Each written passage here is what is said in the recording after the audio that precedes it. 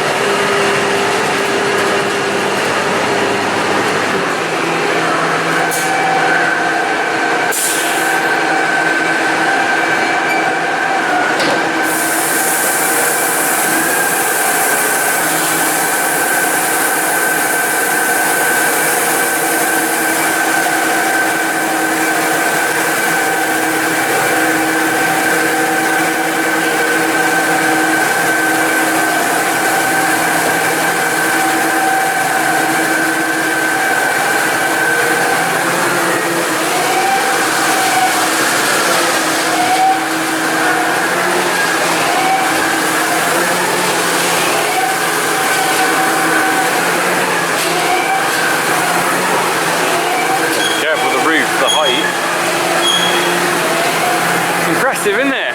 Don't you think? Better than watching Farm Simulator, isn't it? That is a machine and a half. Whoa. Back to there.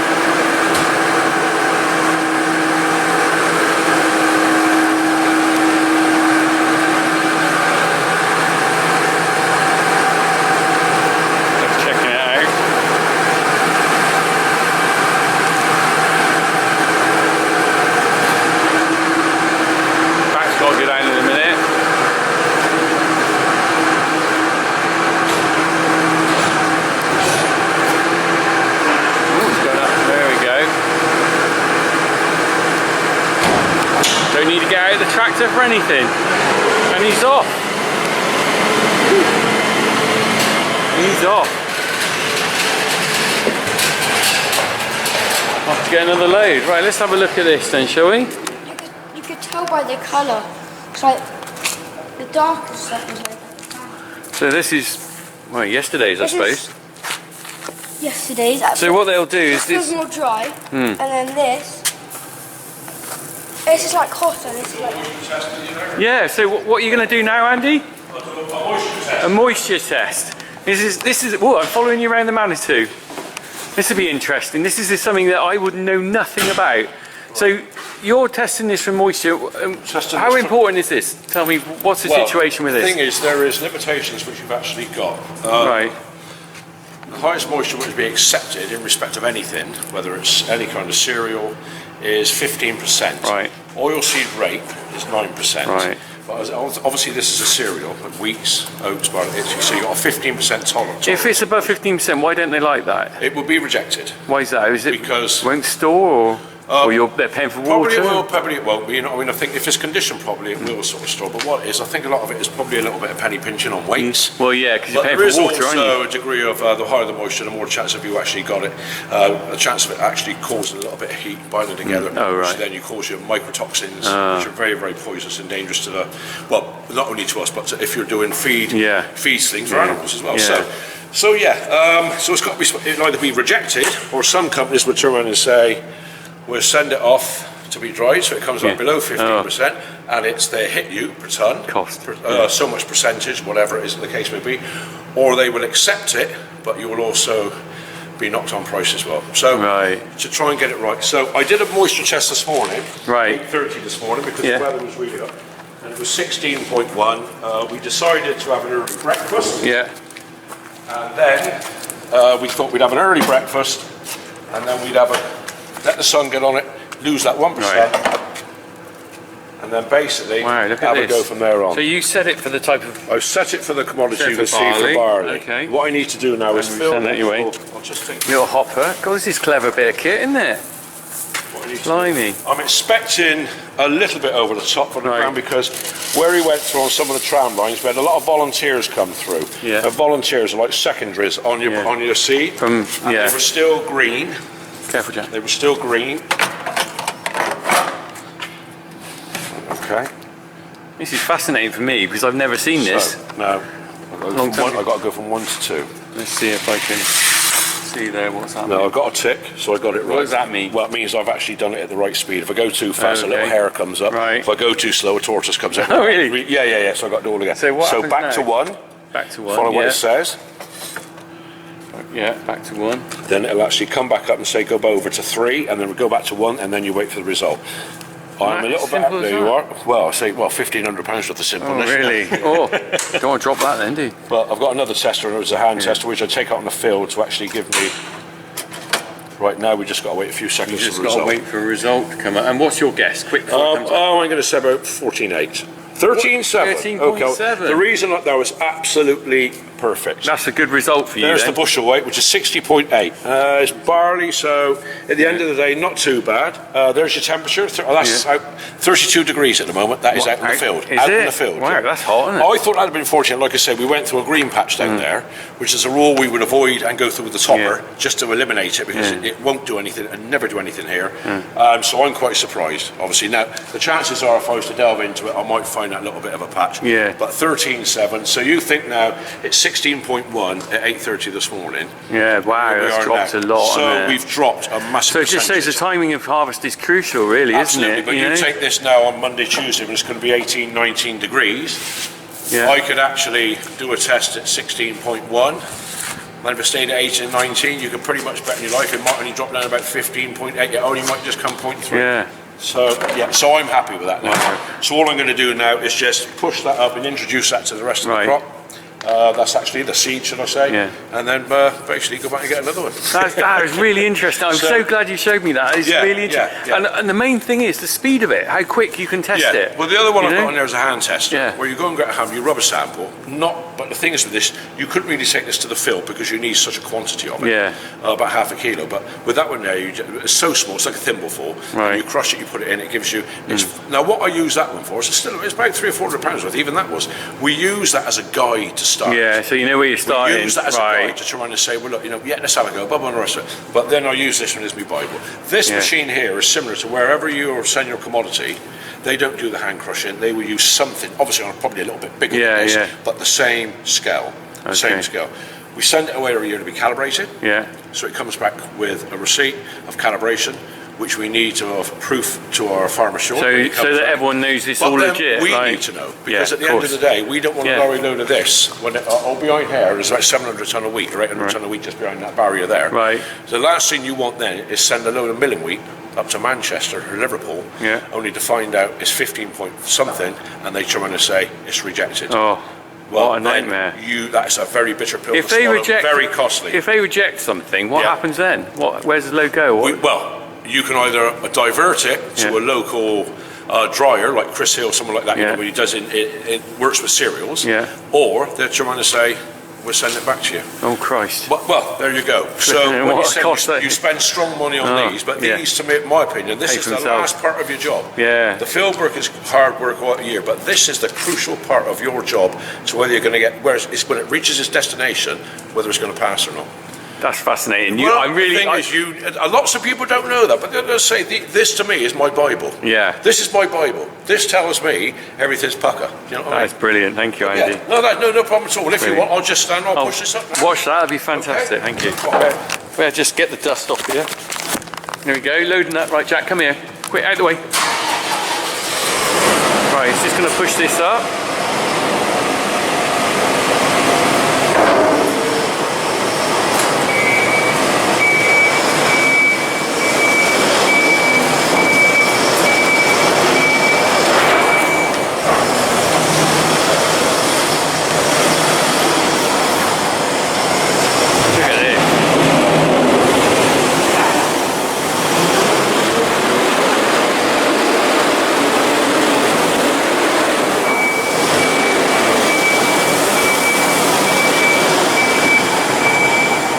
dust in it.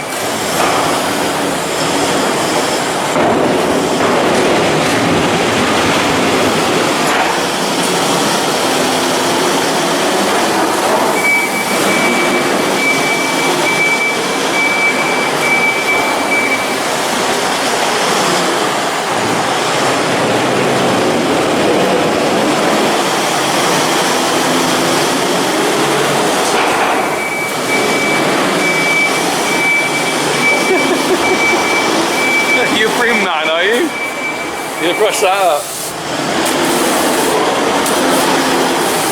Very good.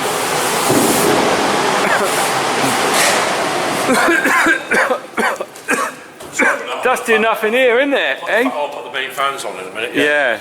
And start drawing it through then. Like, you know. So that's done now, is it? Or what are these things in the corner then? That's vent stacks. They're not just taking up space. Right. So what are those for? Well, basically, what I'm going to do when I get that corner out a little bit more now, I'll probably say where the bucket is now, and that'll probably be somewhere about 15 feet from the back.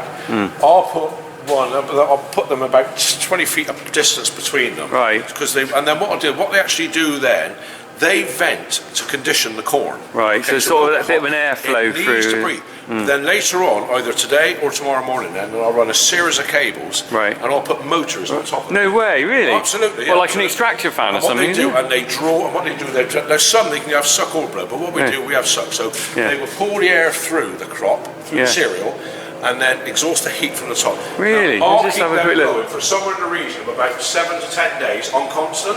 Really? I had no idea. At these early stages, although the grain is dry, it's perfectly dry. Yeah. All I'll do then for about 7 to 10 days, I need to condition it and bring the temperature down. But the thing is, what happens if it gets hot then? Well, basically, if it does get hot, that's what you're doing. Actually, trying to cool the grain. The thing is, at the moment now, we've got real high temperatures at the moment, which is only limited over the next couple of days. Yeah. But what we do then, I'll put a probe in there. I'll put a probe in deep, so I can. And I've got a panel up there where I can actually look at the panel and see exactly what that grain. But it causes a problem if it gets hot, though, doesn't it? Yeah, you need to deal with it. You need to either move it again, spontaneously combust or something, or do so. You can actually. Well, we had it once, many years ago. We did have a combustion of wheat, like so. Wow. And we had peas. We had peas over there 3 years ago. Yeah. Same thing and all the rest of it. And next week I had this aroma in here and I knew there was something wrong. By the time we moved it right in the core of it, where there was just a damp patch, and we did, and it sort of combusted and we actually lost it. But, and I'll keep them going, but keep monitor all the time. Monitor all the time. So it's not a simple case of harvesting. Stabilise it. Is it? Actually stabilise it. And the best stabilisation for grain, as in moisture and temperature, is 12 degrees as in temperature, and 12% as in moisture. And the thing is then, you then keep your nasties out of it, which is like your grain weevil or your sawtooth beetle. Because anything moist like that, you can actually introduce that, you need to get it there anyhow, but if you get them, you could lose the lot. That's amazing. Absolutely, yeah. I am so it's grateful to you. Once it's in here now, a lot of people think you just open the door, tip it in the shed and walk away. I didn't know. You've got to look after it. Yeah. You've got to monitor it, Yeah. try and stabilise it. You struggle to get your temperatures down when you've got hot temperatures at night. Yeah. But as I say, the weather's breaking in a couple of days' time, and then what I'll do, I'll put the plant on. Whereas before, one of us used to come out about midnight when the temperature's down, turn the fans on so you can get in the cool there. But another thing you need to watch, you've also got to watch your humidity, because if you've got high humidity with very hot grain, you will pour moisture into it as well. Right. Some people say you won't, but believe me, we did. We harvested grain last year, which, as you know, was an exceptionally hot summer. Yeah. And we harvested the same at 12.5. Barley, put it in store. Actually, the people came and tested it themselves, absolutely fine, gave us the results, 12.5, 13.5. We had it vented, we had the motors on, and then one of our lows out was 16.5%. Wow. We actually introduced moisture. Oh my gosh, So, you wouldn't think that. Yeah, you need to be really sort of, Yeah. like I say, we used to come at midnight, get the temperature right, and then put your pyjamas on, your slippers, nice to stay local, in the cabin or whatever, and put it all on always. But then we got on auto now with auto probes, so they watch everything, so it sort of does it for you. But you still need to keep touching it and monitoring it all the time. Once you've got it stable, that's crucial, get it stable, you're fine. Brilliant. Thank you. There is a lot to it, Richard, anyhow. Thank you so much, Richard, Andy. thank you very much for coming in this morning. Enjoy your retirement, mate. Very good. Oh, thank you. Thank you. Well, it's not really retirement, is it? But you're moving on to new things. I must crack on. Yeah. Well, I've held you up. Not as farmers, Do you know right? what? That's brilliant, though. I really appreciate that. Okay, you're more than welcome. Anyhow, Richard, happy days, mate. I'll Cheers, see you mate. soon, old boy. Right, we'll see him off. Slim me, look. Hey! 3.5 stone lighter than this time last Is that year. right? I didn't know that. A woman magnet. A woman. See you, Rick. See you later, mate.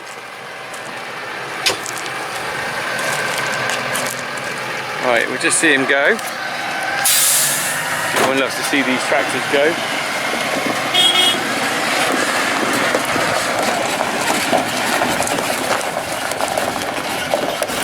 So Reggie's going on combining down there. I can see, there